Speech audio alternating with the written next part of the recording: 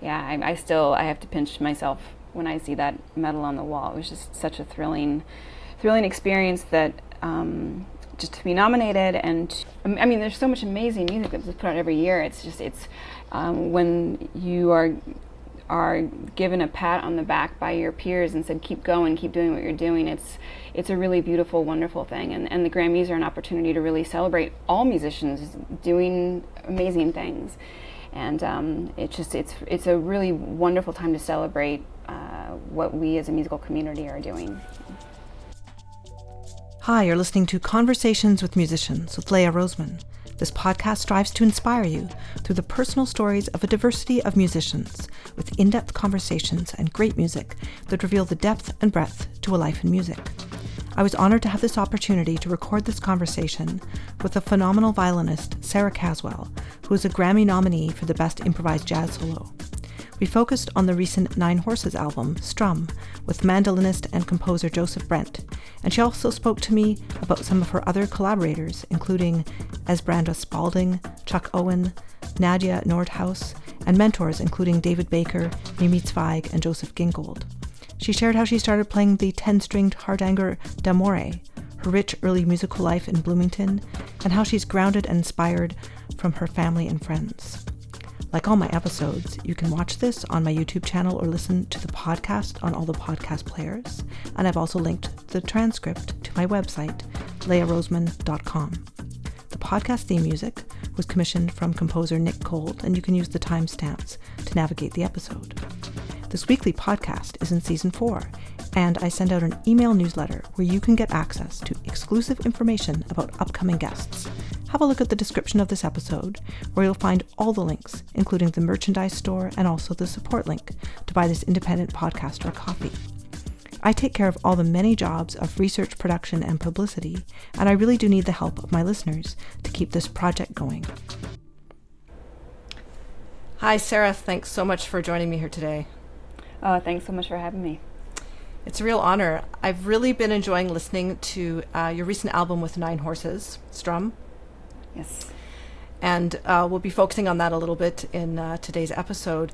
It's, I listened to it a lot. I was just telling you I was on a trip, so I was one of the albums I had downloaded on my phone, and I was just listening to it quite a bit. And it's like this great, colorful party. You guys have so many layers and other other musicians you've invited. And it's just fascinating. And talk about conversations, like so many conversations. Absolutely. I know that Joe Brent is kind of the mastermind behind all the layers and the production. So actually, one of my first questions is, at what point, or does it change when you put in your line as a violinist? I suppose it does. I mean, the one person who's going to know, of course, is the mastermind, as you said, Joe Brent. He has these incredibly complex and just beautifully intricate compositions in his mind. So in a lot of ways, I don't really have a full picture of what's happening until I actually listen to the finished product. So I'm not sure. I mean, I would imagine that in any situation where you're breathing life into a piece, because a lot of times Joe will give us mock-ups of what he's visualizing, what he's hearing, and they're computer-generated mock-ups. So as soon as you're breathing life into it, when human beings are actually playing the music written on the page, I would imagine for Joe, yes, that those compositions are going to morph as well, because he's maybe hearing things in a slightly different way.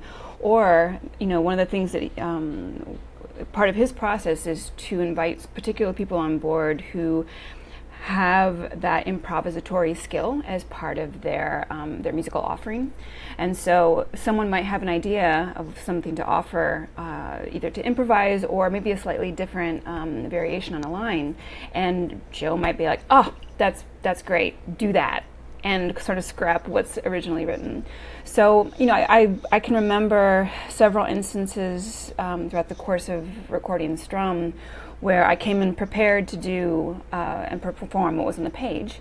But then as we would track, things would get modified, things would change, things would evolve. And there were other times where I played exactly what was written on the page, and that was exactly what is on the album.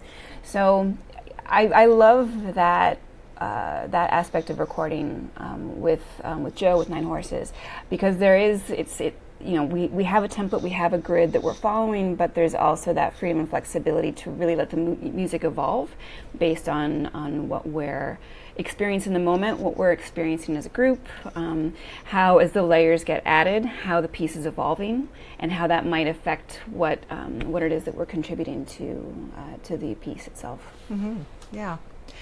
I love to include some music early in an episode, so I was all these tracks are fairly long, so I wanted to include short clips of a few tracks just to give people a taste, and then everything will be linked back.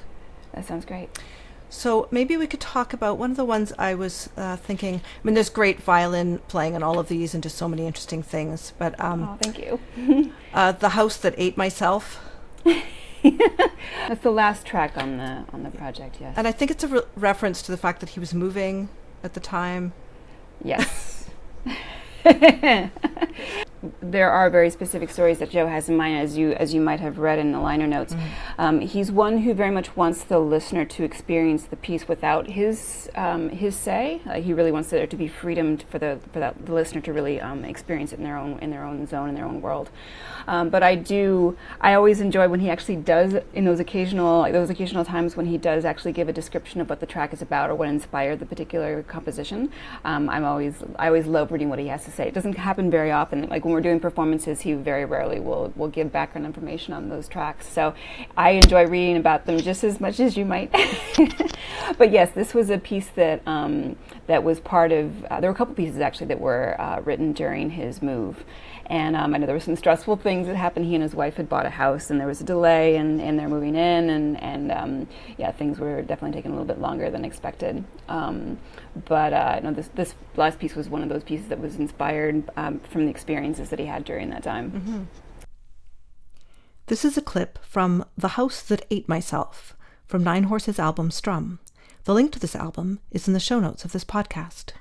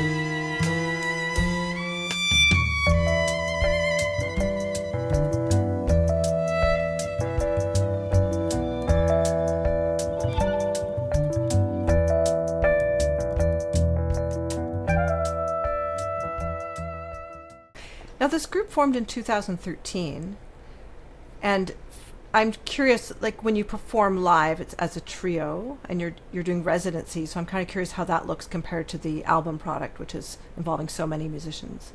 Right. Yeah, our first album was actually done as a trio as well. So we started in a very acoustic setup, violin, bass, and mandolin. And that's how we conduct our residencies as well. It's really a chance for us as an acoustic trio to connect with the students and perform repertoire that we've developed over the years. But I think in a lot of ways the recording projects that we've been doing as of late are a wonderful playground for building up projects that maybe in the real world wouldn't necessarily be possible to perform live, at least in the setup that Joe has created. And I think the first time we really did, it might have been a COVID thing, when we did Omega. This idea of, since we weren't really able to gather together in a more of a traditional studio format where you bring, the trio plus, 5 or 6 other people, our losing that ability during COVID in a lot of ways opened doors for us to be like, well, if we were trying to do this live in a real studio, it would just be like this insanely expensive production. But since we're able to do remote recording and we all have the capability of doing our own tracking, we could actually make this a larger experience and something that connects us all, even though we're not able to be in the studio together. So it was really in a lot of ways making lemonade out of lemons. Just the idea of really making the most of what opportunities are potentially there. And I know with Strum as well, that same sort of paradigm of just really making the most of technology and being able to bring everybody together in these remote situations. It was really a very inspiring thing to see. Mm-hmm. The name of the group Nine Horses is from a Billy Collins poem, I understand? Yes, that's correct. But we would expect 9 players, like just, when you see the name of the group. That is true. We've had many questions about that. But I think Joe's reason for choosing that name, I think, had more to do with the sentiment behind the poem. The idea of it being a simple gift and something that was a very heartfelt gesture, and something that was, like I said, something that was very simple in its presence, but had a very deep and meaningful impact to the recipient. So I think that is something that is more of the connection, not so much the number. But we certainly, when people see our names in concert programs or on billings, they're surprised to see a trio, not, we're like, where are the other 6 people? It's like, no, we're actually a trio, but, so always a little bit of explanation involved there. Yeah. You're about to hear an excerpt from Americannia from Nine Horses' album, Strum.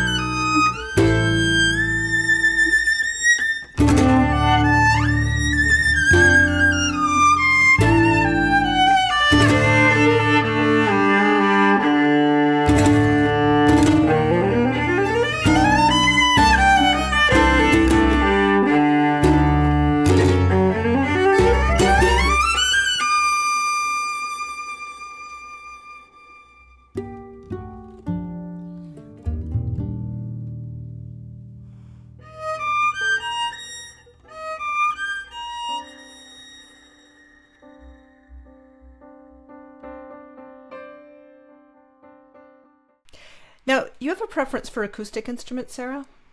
Most of my experience has been with acoustic violins. I've certainly, as a jazz musician, which is sort of the world that I live in, I've certainly had the opportunity to try electric instruments, and I certainly am, I love experimenting with them, and I love just sort of dabbling in that world. But it's been something that's been more of an experiment on my private time, my practicing time. And I do some work, a little bit of work I'm starting to do with pedals as well. But most everything I do in performance is coming from an acoustic place, using acoustic instruments. The only electronics I'm using in my performance are essentially technology to amplify my instrument. So if I'm like when I'm playing with a rhythm section with my group, or in more of a traditional jazz context, when drums are involved, I'll use a pickup that I have installed on one of my fiddles. And then when I'm doing performances with more acoustic groups like Nine Horses, then I'm typically using a DPA clip mic, which just mounts on the side of the instrument and really just magnifies the acoustic tone. So I'm not really adjusting or modifying my sound in any kind of through any kind of filter, through any kind of alterations. I'm just basically amplifying the acoustic tone of the instrument. And, you know, I'm not opposed to stretching beyond that and seeing what colors, what textures I might be able to achieve using an electric instrument or pedals. But for the time being, I'm very comfortable and very much my voice anyway at this moment is within that sphere. Yeah, and the Hardanger fiddle. Yes. How did that come into your life, and how is it different for you? Oh, that instrument is truly amazing. So my introduction to it, well, for your listeners if they don't know, this instrument is called a Hardanger de More. It is a 10-string Norwegian folk fiddle. Now, the traditional Hardanger violin is an 8-string instrument, so it has 4 strings on top that you bow, as you would with a traditional classical violin. And then, but it also has 4 resonant strings, which are strung underneath the fingerboard of the fiddle, and you never bow those. You never play them, but they resonate. Their purpose is to resonate with the vibrations of the instrument, and it gives it this beautifully lush, warm, reverberant tone. That is very. It's a beautiful sort of musical setting for a lot of the Norwegian folk music that is involving a lot of chordal harmony and drones and things of that nature. Where that resonance can really magnify the music. So the Hardanger de More is essentially that same sort of construction. It just has an extra string on top and an extra resonant string. And the body itself is a little larger. It's in between the size of a violin and a viola. It's a beautiful instrument. It's been in existence for about, I think the first one was made maybe around 2012, 2013. A violinist commissioned this luthier out in Oslo, Norway. His name is Salve Hakadal, the luthier. The violinist commissioned Salve to make a 10-string Hardanger violin. And I'm sure, I don't know if he was expecting this to gain popularity, but it certainly has. I think there are maybe around 50 or 60 of these fiddles in the world now. And they're not just used by Norwegian folk fiddlers, they're used by people like me. I don't play a lick of Norwegian folk music, but I think the instrument really invites a lot of experimentation.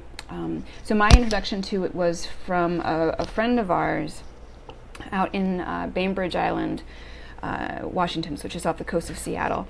And we were out there doing, I think it was a house concert. Joe and I were out there doing a house concert for him. And he has a wonderful assortment of instruments, a lot of guitars, some violins.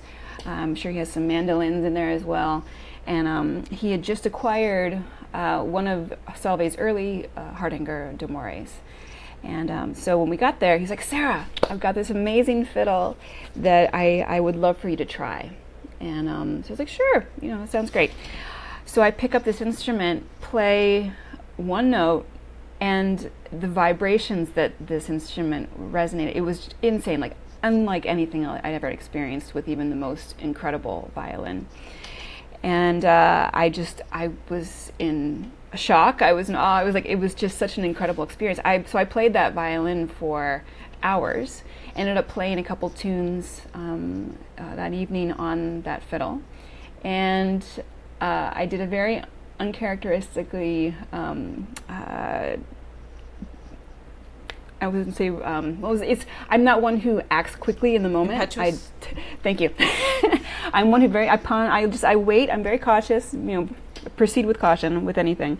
And I emailed the luthier the next morning, Salve, and I said, "Please, I've just tried one of your fiddles. I've been playing it for hours the last day. I'm in love. Would you make me one?"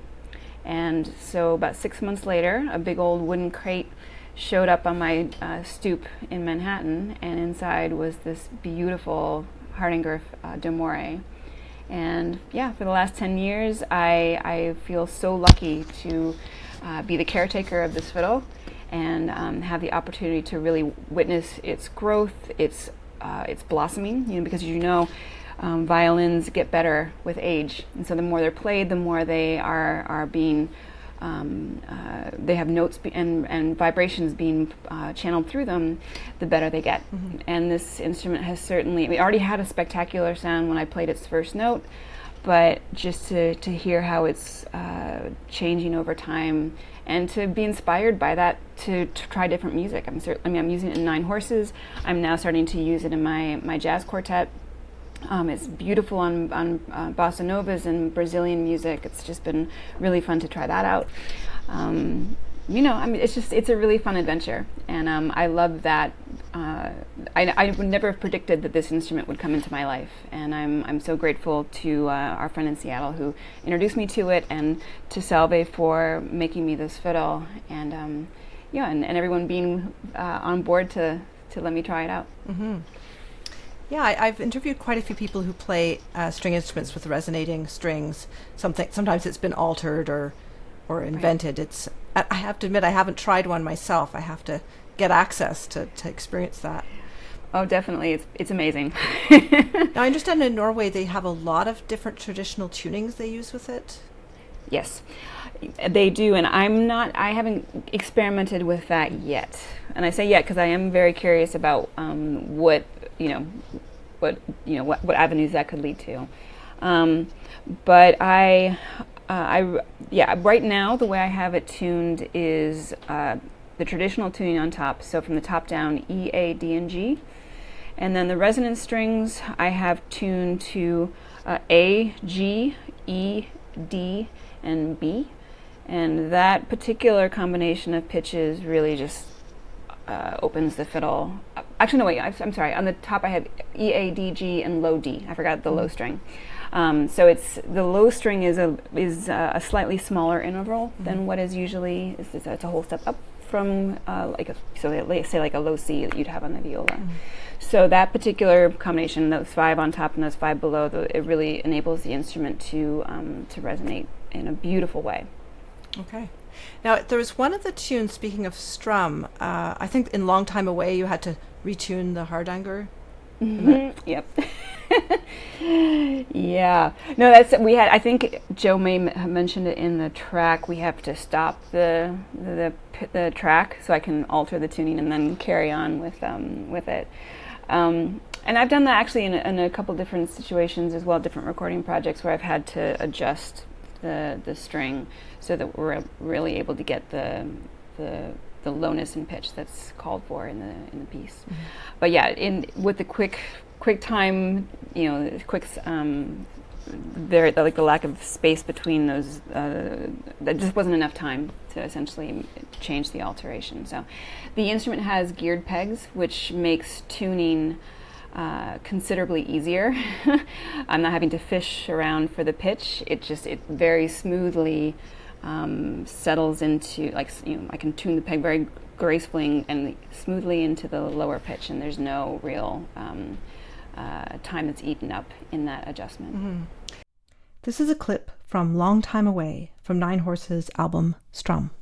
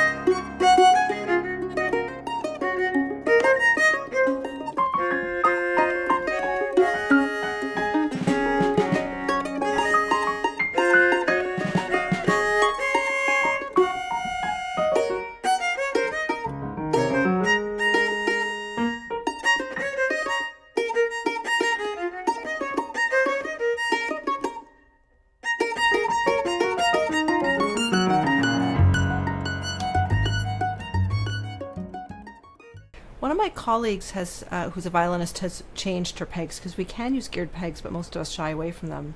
Mm-hmm. Have you considered it? I've heard it's a lot longer to change the strings if they break.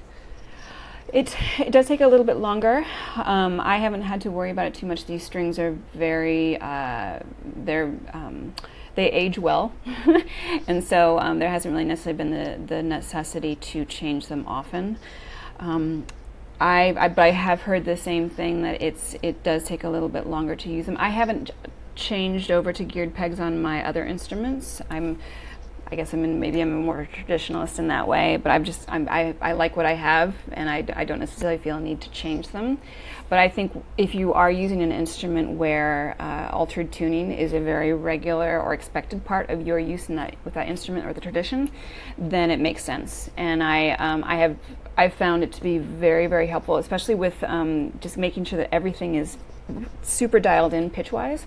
Having those geared pegs really enables me to get everything right in line, and I probably wouldn't be able to do that quite as easily, especially with the resonant strings, if I had traditional pegs. Mm-hmm.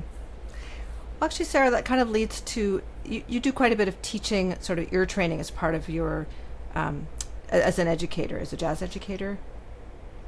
Yes, certainly it is part of what I do. I mean, all the teaching I do essentially is private instruction. Most of my teaching is done up at Berklee College of Music up in Boston. I'm also on faculty at Manhattan School of Music, New School, and NYU, all of which are in New York City.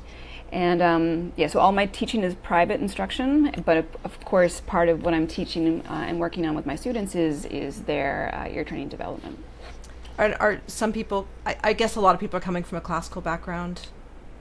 Some are, yes. I think one of the things that I love about these schools, especially one like Berklee, is that there's actually quite a variety of backgrounds that the school attracts. So there's certainly a lot of classical students who are coming with that background as their foundation. But there are also a lot of students who are coming from basically a fiddle background, either bluegrass or Irish or Celtic, or Irish or Scottish, any number of traditions, and they're wanting to expand their ability to musically communicate, and they're wanting to learn a different language, a different manner of speaking musically, and jazz is something that oftentimes they're interested in doing. Mm-hmm. So what kind of work do you do help when people are struggling memorizing chord changes and hearing the chords? Oh, well, there are any number of things that can be done.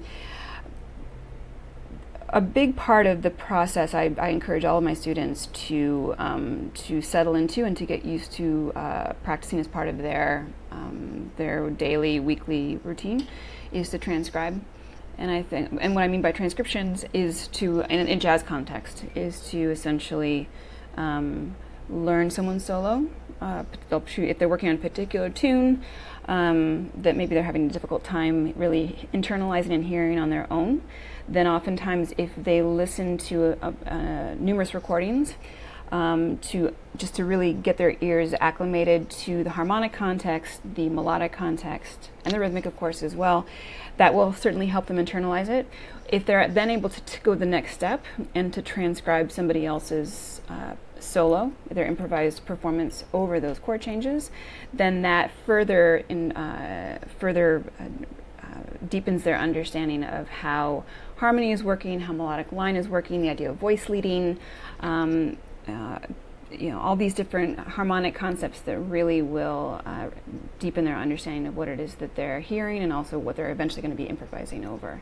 So really, the more context that they can put themselves into where they're just saturating the ear, I think it can be a really, just the more they're doing that, the quicker and the better they're going to understand what it is that they're going to be playing. Mm-hmm.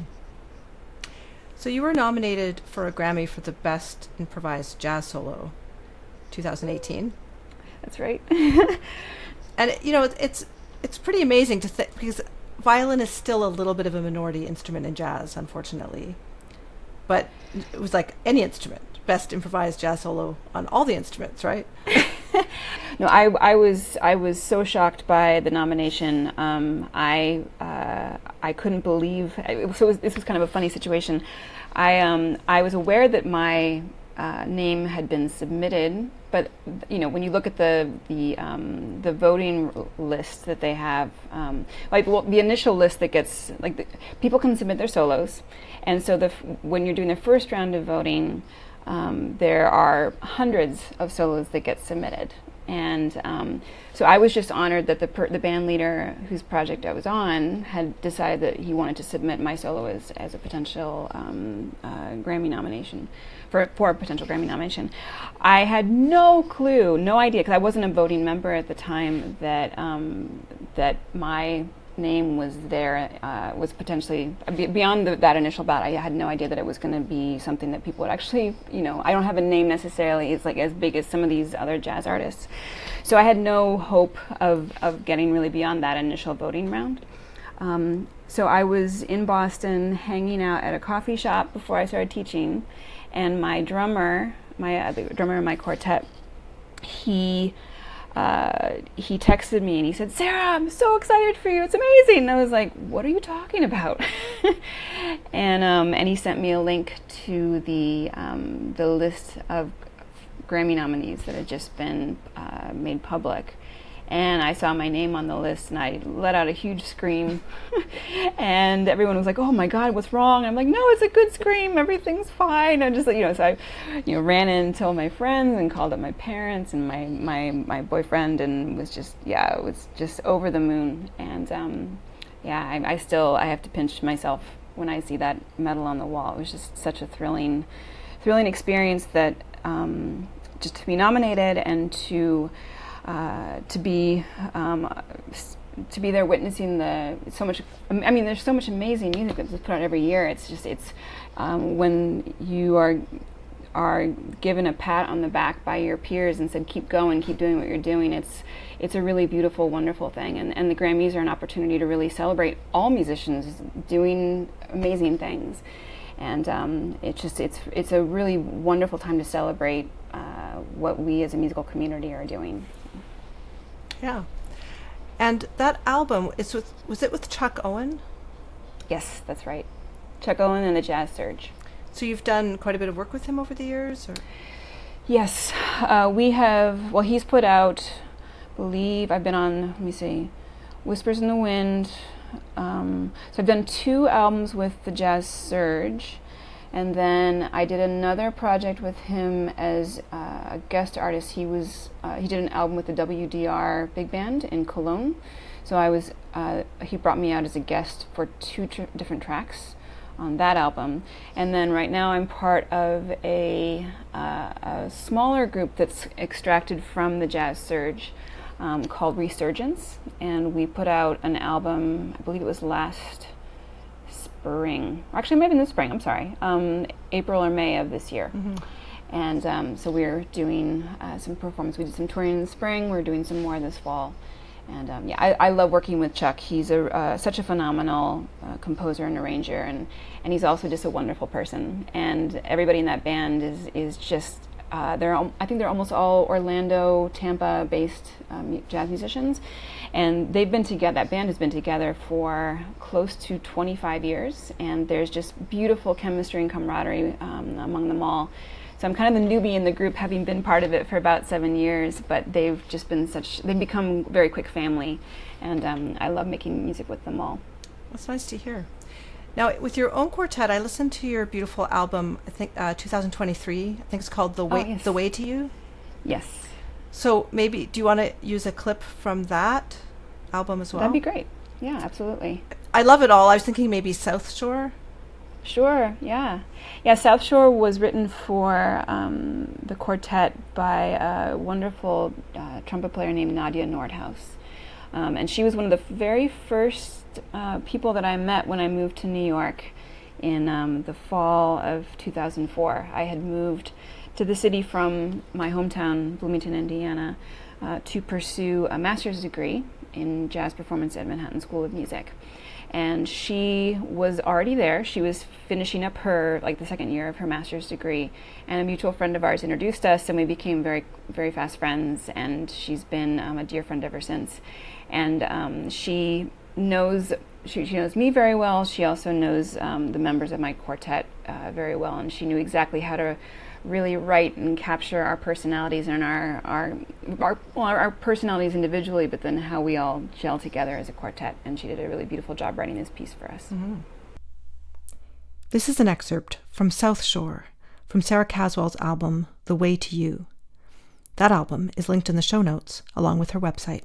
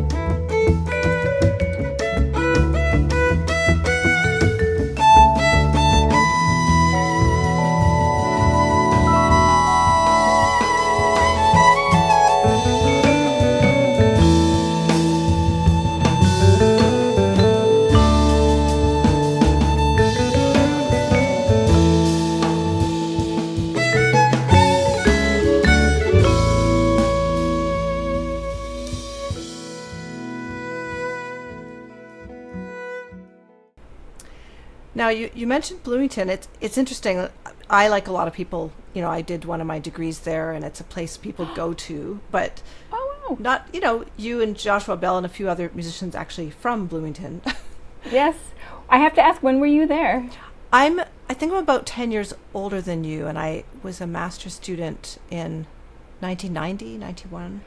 Did you have my father as a professor by chance? I did not. He was in the musicology department for 30 years, from 1966 until 1996. So, I wasn't sure if your paths might have crossed, but... Yeah, well, your family is so interesting, and your sister, do you want to speak to that environment growing up and your early jazz lessons? And oh my, I could talk your ear off for hours, but I'll spare you. I feel so lucky to have been raised in Bloomington. As you know, it's such an incredible community. You wouldn't know, you wouldn't predict that such a cultural, artistic hotbed is in the middle of Indiana. It's like, the middle of cornfields and cow pastures, But here, there's this beautiful creative oasis. And, my father, as I mentioned before, my father was hired there in 1966 to become part of the musicology faculty. And right around the same time, David Baker, who just a fantastic jazz trombonist, originally from Indianapolis, had been hired to carry on the jazz program that Jerry Coker had started prior to David's arrival. And so my dad and David became very, very quick friends. They taught some classes together, and were definitely. David was a member of our family. From my birth, David was always present and a big influence in for both me and my sister. So and with Bloomington, the university being there, and my dad being on faculty, my parents were taking us to concerts. As early as I can remember. We'd go to the opera, we'd go to the Baroque orchestra concerts, we'd go to the festival orchestra concerts, we'd go to the musical productions, we'd go to the jazz band concerts. It was just, there was something happening every day, much like you would expect from a big city like New York. But this was happening in a small town in the middle of Indiana. And so to have that musical exposure at such a young age, I feel so lucky to have had that. You know, I wasn't just getting that musical education through records. We were doing that at home, but I was also having the opportunity to hear these artists as they were coming through and to experience just what live performance is all about. So when I was about 5, my mom was encouraged by one of her students to enroll both me and my sister in the string program there, the pre-college string program.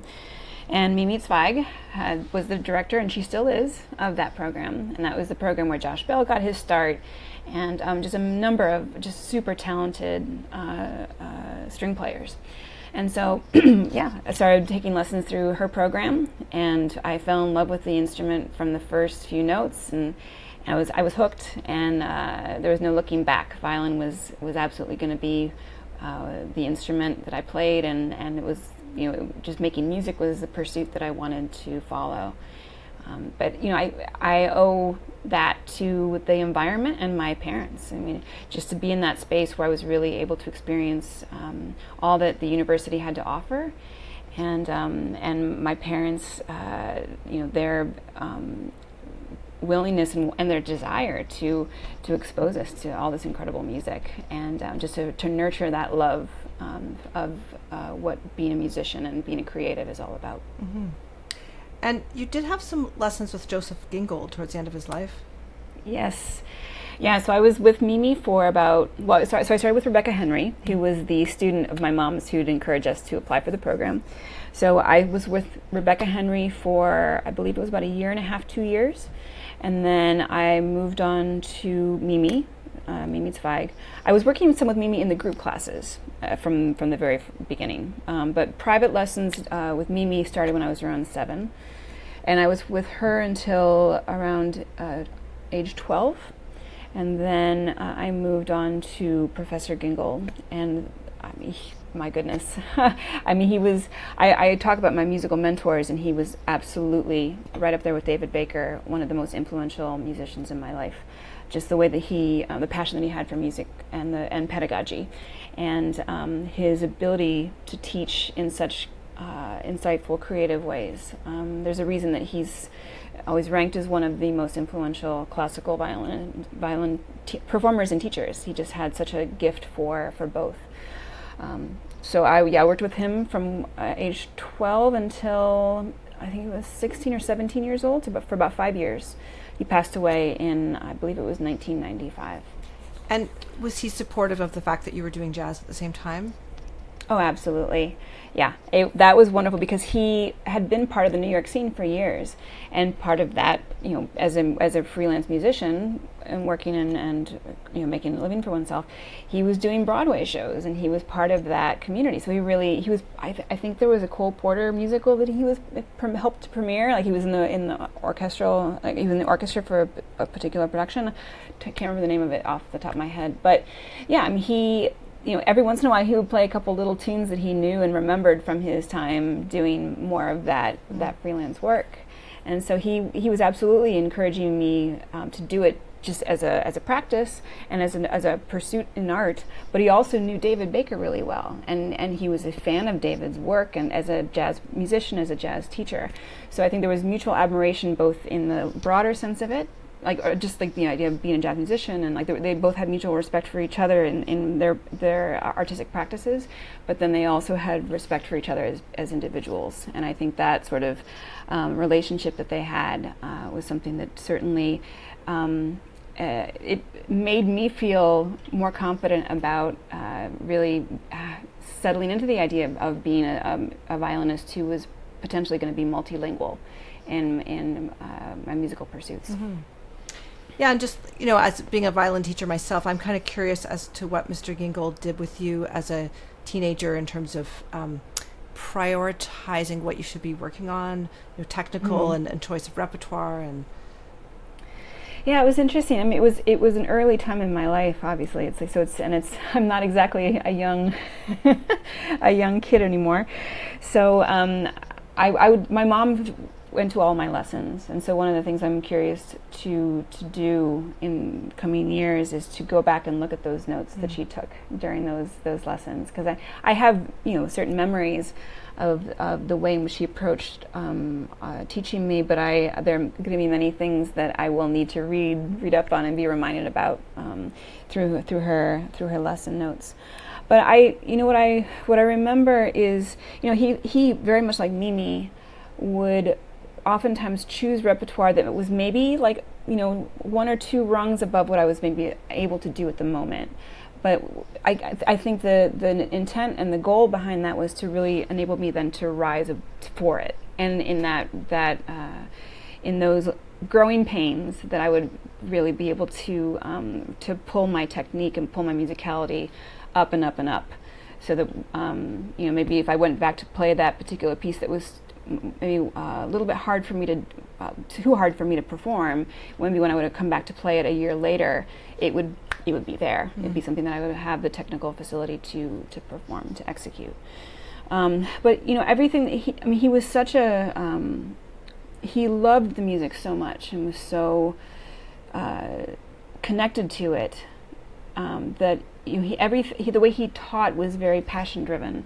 Like, he just really felt that connection between the heart and the hand. Like, the idea that the beauty of the music is something that there needs to be that direct channel between what you're feeling through the music and how you have that translate in a physical manner through the gestures and the technical skills that you are learning about. So I think everything was very much coming from that musical core, and then a lot of the technical things just sort of were tools to really realize the music in the way that the composers hopefully were intending. But the other thing I think about a lot with Mr. Gingold is that he was a teacher who believed in the idea of support and positivity. And not, he's not one who's just going to give you flattery no matter what. Like, if you do if you perform a piece badly, he wasn't necessarily going to be like, "Oh, that was great." He's being honest. But I remember watching a particular situation where there was a girl, and it was a master class, and she'd been working so hard on, I think it was the Brahms Concerto, and she had been working so hard on it, but for whatever reason, maybe it was nerves, maybe it was just, maybe she still was kind of feeling under, not really quite ready to perform it in front of her peers.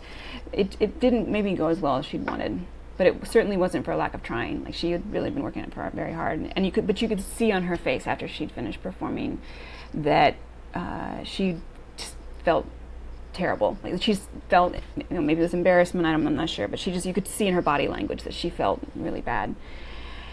And I loved what Mr. Gingold said. He said, "You performed that so much better than you think." And he used that as the platform for helping her feel more confident about what she was able to do. And you could see it. Like, as soon as he said that, she'd been hanging her head prior to his comment, and as soon as he said what he did, she raised her head and had a sense of hope in her face.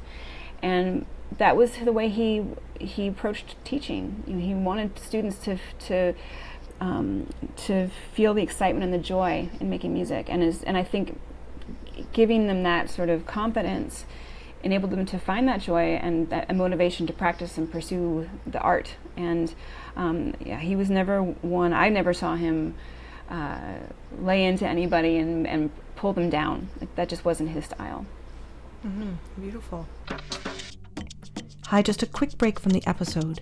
You may also be interested in my episodes with many other jazz artists such as Kate Dunton, Ariel Bart, and J. Walter Hawks, and jazz violinists like Meg Okura, Tracy Silverman, and Aaron Weinstein. It's a joy to be able to bring these meaningful conversations to you, but this project cost me quite a bit of money and lots of time. Please support this series through either my merchandise store or on my Ko-fi page. You'll find the links in the show notes. For the merch, it features a unique design by artist Steffi Kelly, printed on demand. You'll also find the links to sign up for my newsletter, where you'll get access to exclusive information about upcoming guests. Please check out my back catalog with weekly episodes going back to 2021. Now, back to Sara Caswell. With David Baker, so I mean, you were basically still a kid at that point studying jazz. Were you playing with the university students, like in ensembles? How did that work? No, well, so when I was taking lessons, I started taking lessons with David Baker when I was, I think, 8 or 9 years old. So my sister and I both were studying with him privately. So we'd go over to his house, and we'd get an hour lesson. I forgot how often they were, probably once every week or so. And my performing opportunities were coming through the middle and high school ensembles that I was part of. Mm-hmm. So, and also some of the jazz workshops that I would go to, summer jazz workshops I would go to was, there was the Jamey Abersold workshop, which went on, I think, for 50 years. It was pretty incredible camp where David taught. So those camps combined with my middle school and high school jazz bands and combos, those were sort of the opportunities I would have to put into practice a lot of the skills, the language that I was learning from David. And then, of course, when I went to IU as a college student, I was doing a double degree in violin performance and jazz studies. And so then that was the opportunity to play with David's ensembles and to be in a more of a traditional big band as far as like the numbers of instruments in each section. And I mean, the middle school jazz band I was part of was a little bit more of like a large combo. So you had like quite a mix of different instruments and the numbers on each instrument. When I was in high school, we had a really fantastic jazz band program run by Janis Stockhouse at Bloomington High School North. So that was a chance to really get more of that big band experience. And then David's ensemble was really more of just another level, higher level of that, and really having a chance to collaborate with my peers in that sort of setting. But yeah, same thing, doing combos in college. And then I was also doing the classical tracks. So I think during this academic year I would do jazz band, and then during the summers I would do festival orchestra or the pit orchestra for the musical productions that would happen. So that was more of my like large ensemble classical experience. And then then during the school, both the school year, the academic year, and the summers, I was doing smaller classical chamber ensembles and things like that as well. And I was still doing a lot of classical competitions up until, that started in high school and continued on until I think the last classical competition I did was back in 2002, 2003. And those competitions, were opportunities to,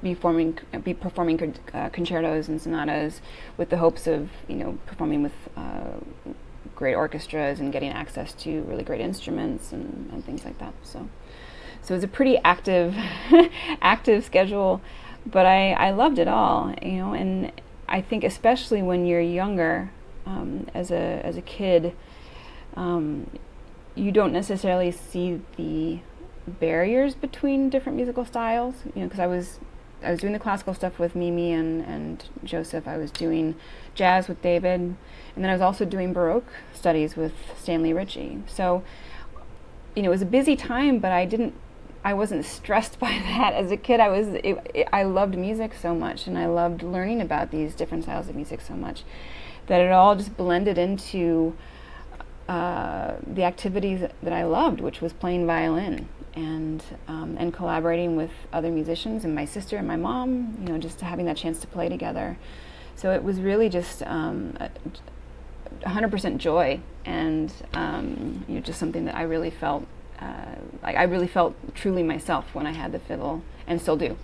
That's where I feel like I always kind of talk about music being my first language and English being my second. I just feel so much at home when I have an instrument in my hand and really have that opportunity to be myself. Mm-hmm. When you first moved to New York, were you still playing classical, like for work, like for gigs, or? Not as much gigging. I guess the one musical gig I do that can fall under the classical umbrella is the New York Pops. Mm-hmm. I've been part of that ensemble since I moved to the city. I was friends with the founder and director, Skitch Henderson. I was part of his small jazz group. And so when I told him I was moving to the city, he said, "Oh, I'll save you a spot in the orchestra." So that was really a really nice first gigging opportunity. But yeah, I mean, I guess the one classical thing I was still doing at the time was taking lessons. Oh. So when I got to Manhattan School of Music, you had the option of splitting lessons with an instructor, between a couple of instructors. So I split my lessons between, who was it the first semester? May have been John Blake. I think it was John Blake that first year, and Sylvia Rosenberg, who's just a fantastic classical violin teacher, performer. So I don't think that was typically the way it was done. Usually they would encourage you to split lessons between two instructors within the same department. So it was took a little bit of work to split lessons between two instructors in different departments. But I was allowed to do that, and I really loved working with Sylvia. She was an incredible teacher, and I learned so much during my semester with her. But I think I already knew prior to moving to New York that I was really, especially that year before I moved, I really was realizing that as much as I loved all these different musical styles, where I really felt the most myself was when I was in a jazz situation. Mm-hmm. So that was, I kind of knew, the more time was passing, the more I knew that was kind of the world that I wanted to live in. But as you can hopefully hear on the Nine Horses album, I'm using all of these different skills that I've used from these different stylistic situations, the repertoire, the technical skills needed to execute these different concepts and different gestures. So the classical music is still so much a part of who I am and the way I approach music making. So it's part of me. Whether I'm doing classical gigs or not, it's a fiber in my being. It's just part of my musical muscle, and it's just how I express music. And, all those skills come together to be part of my musical vocabulary. Mm-hmm. Another track from Strum that I really enjoyed was Jennie Pop Nettle-Eater. Mm-hmm. Yes. And what a title. Yeah, I'm looking back here to see where he even got the title from. I don't even know if he mentions it. I don't think so. Nope. Yeah, no, it's got a really wild sound, and you can hear it right from the very beginning. The baglama that he uses in there. This is a clip from Jennie Pop Nettle-Eater from Nine Horses' album Strum.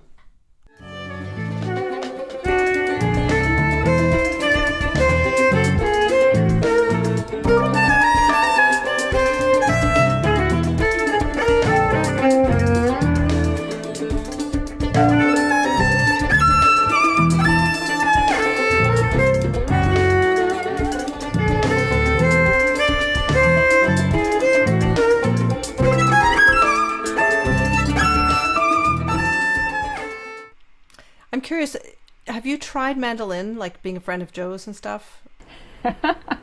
Funny you should mention that. Yes. So I initially met Joe, I think it must have been back around 2005, 2006 on a gig we did together. And I knew him then as a violinist. We were stand partners on a particular, like an orchestra gig. It was only after that I learned he was this virtuoso mandolin player, and that was really his primary instrument. The violin was really sort of like, I guess he had studied, he did a lot of study of violin, but really his, like, I think for the last decade prior to my meeting him, he'd really been focusing on the mandolin. When I learned he was a virtuoso mandolin player, this coincided with my needing to learn how to play mandolin to be in a group that I was part of. So my instrument in that particular group is mostly going to be violin, but I'd owned a mandolin. I'd bought one back in I think 2001 or so. And when the band leader found out that I owned one, she was like, "Oh, would you be willing to maybe add violin or the mandolin as part of your instrument in this group?" And I was like, "Oh yeah, I'm going to need some lessons." And so I reached out to Joe. I guess it was about maybe 5 years after I'd met him, and said, "Hey, can I potentially get some lessons from you?" and took some lessons. They were awesome. He was a great teacher. But I think what we discovered through that time was that we also enjoyed making music with each other, with him on mandolin and me on violin. And so that was what, like, that friendship and that association was what eventually got our duo happening, and then eventually that expanding to a trio. Mm-hmm. Wonderful. Now, another collaboration that I'm sure people would be interested in hearing about is with Esperanza Spalding. Yes, Esperanza. Yay, I love her. She's an amazing musician. So when you were on that Tiny Desk concert, was that when you first joined the Chamber Music Society? Yeah, I think that was our very first gig. So Esperanza had recorded the album I think it was earlier that year, so the instrumentation is, the Tiny Desk concert was a smaller group of what was the actual Chamber Music Society. So on the album you hear string trio, so it's violin, viola, and cello, piano, bass, drums, and then a backup singer. So that's what you hear on the album itself. And that was the group that toured. Like that instrumentation was what we toured for about 3 years. Now on the Tiny Desk concert, it's much smaller. So it was just string trio, Esperanza, and a guitar player. I was not part of the recording. I think the only two people who were part of the full tour who did the recording were the violist, Lois Martin, and Leo Genovese, the piano player, and of course Esperanza as band leader. Terry Lynn Carrington was on the album. She did the first batch of concerts with us, and then Richie Barchet took over for the rest of the tour. But yeah, so going back to Tiny Desk concert, that was our first real performance together. I was recommended to Esperanza by a mutual friend because they were looking for, I think the original violinist in the recording couldn't do the touring, and so I was recommended to her, and was brought on board to do the shows. And so we got together at, I think it was Michiko Rehearsal Studios, which is a pretty well-known rehearsal space here in New York. And it was me and Esperanza, and Lois and Jody, and we rehearsed the pieces that were going to be likely performed for the Tiny Desk concert. I think we must have met for maybe 2 or 3 hours, and then got on a train down to DC, and went to the NPR studios and did our first performance together.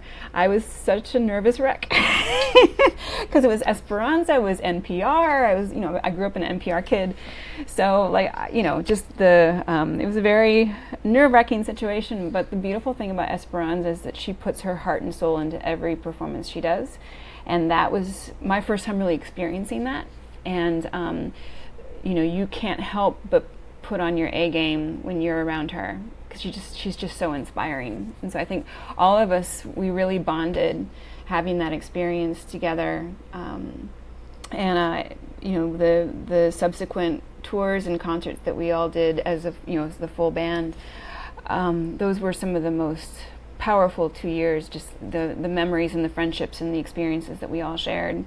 The music, every performance we just gave it our all, because she did, and we follow her lead, and the music was so inspiring. It was just a really magical ride, and those people in that band are still my dearest friends, and I look back on that time very fondly. Mm-hmm. I've noticed with your career that I think it's a choice that, you could have been more like being a band leader and always fronting your own band, but you really enjoy different kinds of collaborations. Mm-hmm. Absolutely. Yeah, I love having a chance to share the music that I'm hearing and feeling and developing. But I also have realized through these last 25 years of work that I learned so much about myself through other people. And I suppose we all could say that, the friendships that we have, the relationships we have with people, we learn so much more about ourselves through those experiences.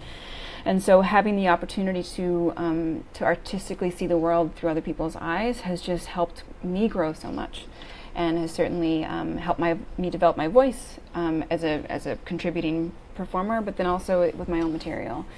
So I think I'm so grateful for the chance to learn and experience music in so many different capacities, and to also get those friendships that come from that too. We are certainly not solitary creatures, and the idea of really being able to, like the relationships that I've developed with all these different people over the years, they're my musical family. And if I were only committed to my own music and writing my own material all the time, like all those relationships, I don't know, it wouldn't necessarily be less, but it would be very different. And I just value what I have right now so much that I wouldn't change anything as far as how it's gone, how it's kind of unfurled. So.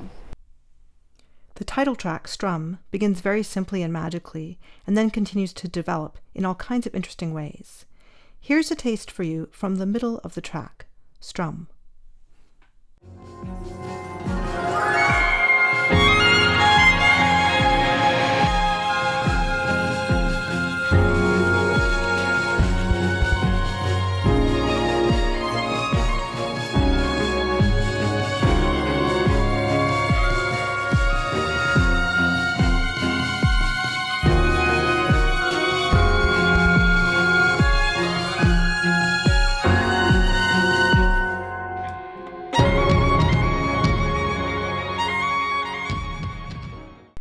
So in terms of balancing your professional life with performing and writing and teaching, do you sort of try to carve out certain times in your schedule, or you just kind of let things go?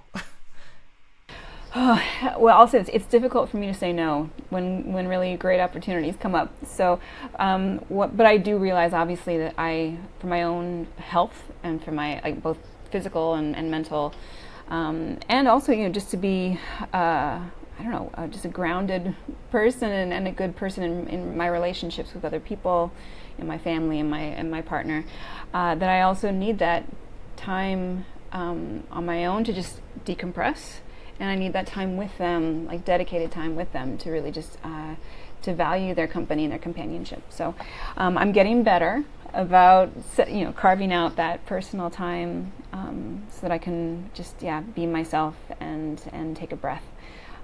But that comes in many forms. I am a baker. I love baking things. That's a big thing I've been doing since COVID. I'm a big cross stitcher. Oh. So, being from the Midwest, so I do a lot of cross stitching and knitting and handicrafts like that. I am a big outdoors person, having grown up in the woods of Indiana. So I love getting out there and hiking and biking and running, just having that physical experience of nature. And I find ways of just taking a breath. Whenever I'm on tour, one of the things I love to do is if we had the luxury of actually being in a city for a couple days. That was actually one of the wonderful things about touring with Esperanza, is the way that they structured the tours. We almost always had some time to explore the cities that we were in.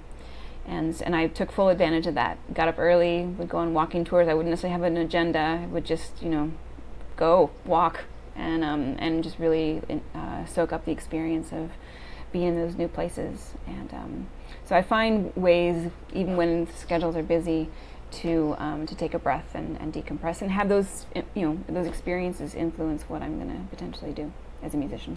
Wonderful. Well, thanks so much for this, Sarah. It's just such a pleasure to meet you and have this conversation. Oh, thanks so much for having me. It's great talking with you. I hope you enjoyed this episode. Please share this with your friends and check out episodes you may have missed at leahroseman.com. If you could buy me a coffee to support this series, that would be wonderful. Or you can browse the collection of merch with a very cool, unique, and expressive design from artist Steffi Kelly, with notebooks, mugs, shirts, phone cases, and more. I'm an independent podcaster, and I really do need the help of my listeners. All the links are in the show notes. Have a wonderful week.